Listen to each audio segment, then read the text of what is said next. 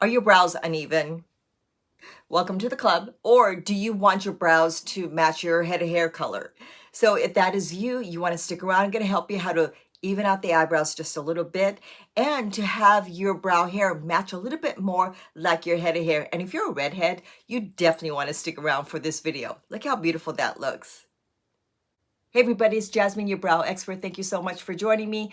So I've been your brow expert, or I hope I've been your brow expert for quite some time, but I call myself a brow expert because I've been at the Anastasia Beverly Hills salon for over 25 years. I still shape brows there, so please come by, get your brows shaped, tips along the way. And it's been a pleasure meeting you. And thank you for trusting me with your eyebrows.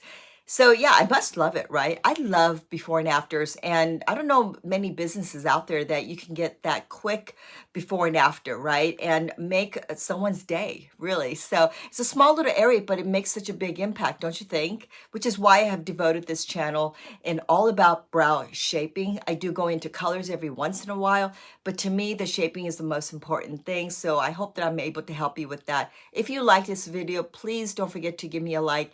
And I love those comments, especially the ones where you're telling me what country you're from. That is always exciting because it tells me that I'm reaching everybody around the world. But if you're ever in LA, you know to come by and see me. So please tap the screen if you need to purchase any of the products. I have tagged all the products as well as writing them in the description, so don't worry about that. And I will mention some of the things I have, some of the products I have on my face, because some of you have asked, what do you wear on your lips, your cheeks? Or so I will mention that towards the end, so stick around for that. And without further ado, let's bring on the model. So we're going to show you that her brows are, even though it's uneven, we're going to make it just a little bit more even. And her head of hair, we're going to match that with her brow hair. So she's been really loving this red hair, and I love when I see redheads. Even though it's colored, it suits her, right? So we're going to first deal with the unevenness, one side being much lower than the other side. This side obviously is the lower side. Now, I said mark further out of the pupil. I always say the corner of the pupil, it's that little guy inside the iris, right? The reason why I said go further out is this side, as you can see, just if that little mark is really low. And so you can play with it. You go further out of that pupil or just maybe slightly inside that pupil, the pinch of the nose, which is right here. So you want to mark it right here. And this is what I mean by you can go right over here in the, over the iris, the pupil, or further out. So you can just go play with it and see what works for you. And you know how low your brows are. So that's something that, again, you want to just kind of play around with. The other side, she doesn't need that much of a higher arch because it's just naturally higher. But we're still going to just make that little mark right here, but not as much as this side right here. So here's your mark. Here's my mark. Right over here, this is very important. This is the part that I really want you to see. So I'm just going to over exaggerate mine so you can really see that mark. Okay, so this is what I mean by we're going to change her brow color. So the dip brow gel is great because it is water resistant. It should stay on all day until she washes it off. And this one on her, it's going to be the auburn. I don't get to use this color very often, but it's the tinted dip brow gel. We have tinted brow gel, but that's not it. This is the dip brow gel. The reason why I like this one is that it's very highly pigmented. As you can see right here, I'm going in reverse. On me, I'm going to use I think mine's the ash brown. So the reason why I go reverse, and did you notice I started just right in the middle to the end of the eyebrow first? Because remember, the first time you touch your eyebrows is always going to be the heaviest. That goes for a powder or pencil. So, and this especially, you want to start in the middle. And I went in reverse so I could catch all the roots. So on this side, I'm being very generous because this side is much lower, right? So I'm really just pressing a tiny bit heavier. That's what I mean by being generous. So you want to press a little heavier, going reverse, but just make sure that you coat the hair nicely. And you can see already how it's matching with her head of hair. And always have a clean spoolie brush on hand. I find that it gets a little messy. I was being very careful. But when you apply the dip brow gel, it can get very stiff and messy. I don't have much eyebrow hair, if at all. So we're just gonna pretend because mine's mostly skin. So if you go in reverse, you're catching in the root. And you're probably wondering, well, this is easy because this is my good side. The other side, you just wanna see how I'm holding this, going in reverse this way. Okay, so now I'm using the highlighter. The gel can get messy. Okay, so the highlighter I find, or it's a eyeshadow base, I find that to be very easy. If you just put this right underneath the eyebrows with that brush, you clean up a lot of the messiness. But the best part is that you're creating a little bit of a stencil.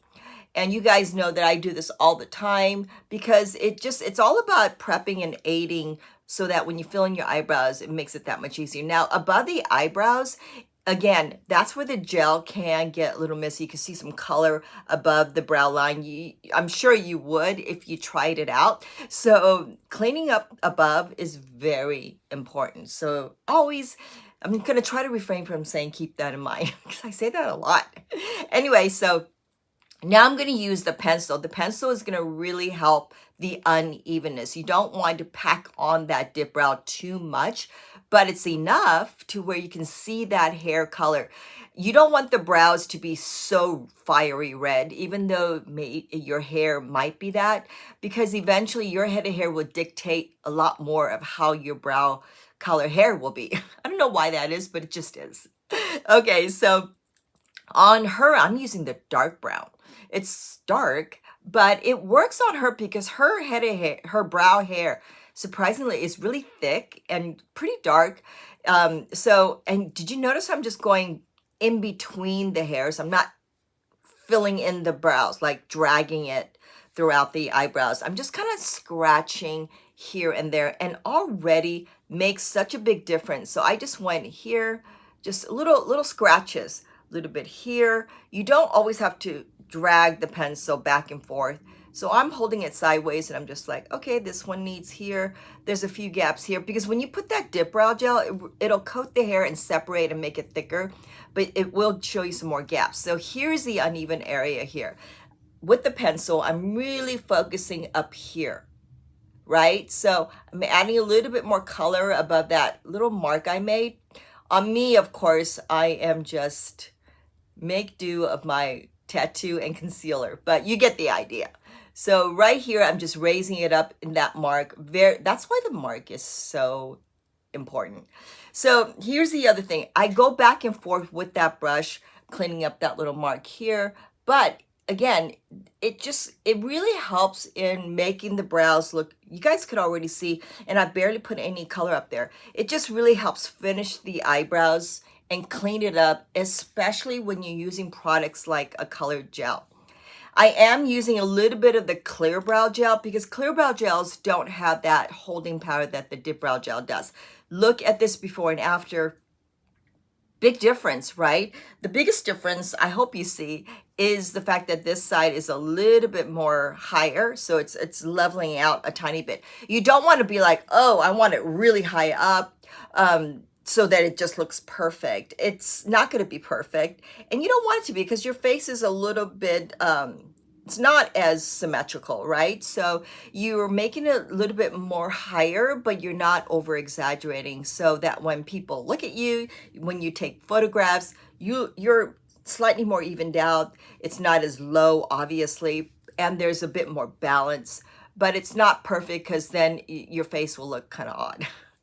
And this is why I always say you tweak a little, make adjustments. I like those words because you don't want to make a big change because you want to go with the flow and tweak just a little bit. And tweaking is fun because why not? Or why even put makeup on, right? So it's all about just making these little adjustments. And I think those little adjustments make a big deal. And did you notice that the ends are a little bit more red than the front? I like that as well. It just looks more natural to me.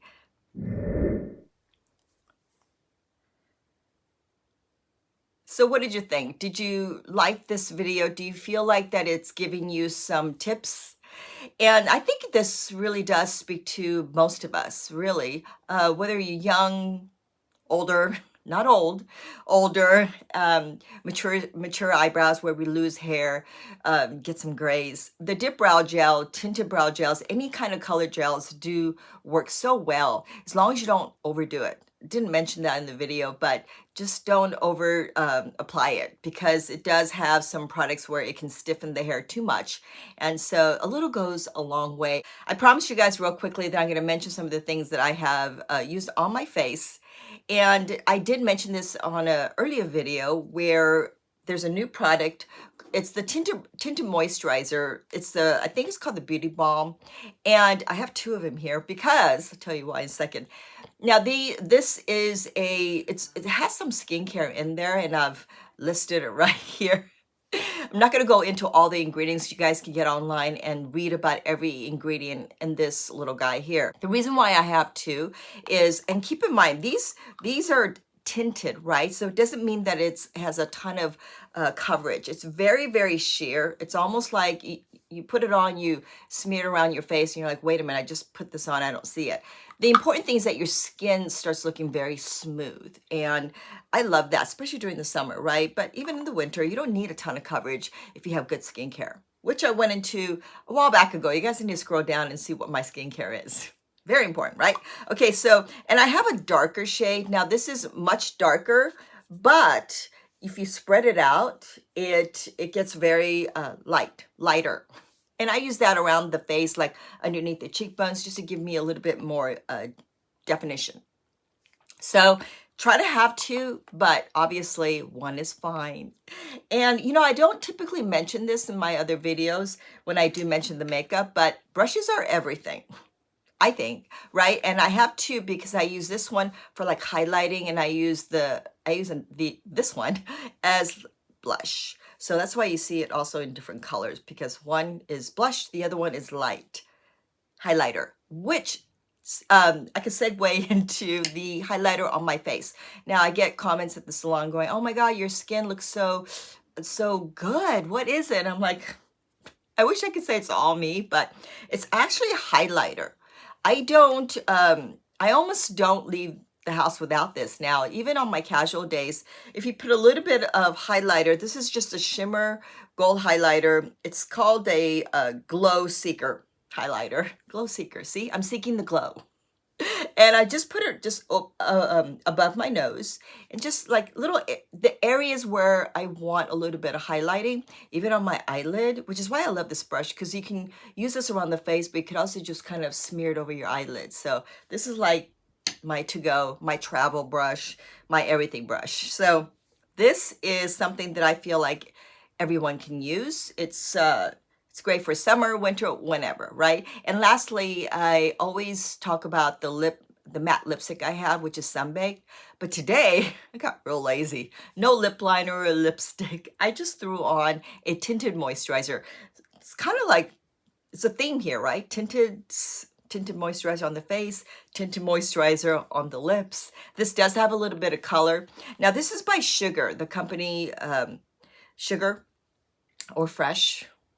But I will have that in the descriptions, and I will tag it. This is quite a bit used, right? There's a lot used here. So, but I love this because it has sunscreen, but most importantly, because of the color that has sunscreen. I don't know if you realize that, but it conditions the lips and it stays on a long time. Actually, my mom loves this. She likes the one with no color, and she wears it all day. She doesn't feel like she needs to reapply it, because there's one that has a sunscreen.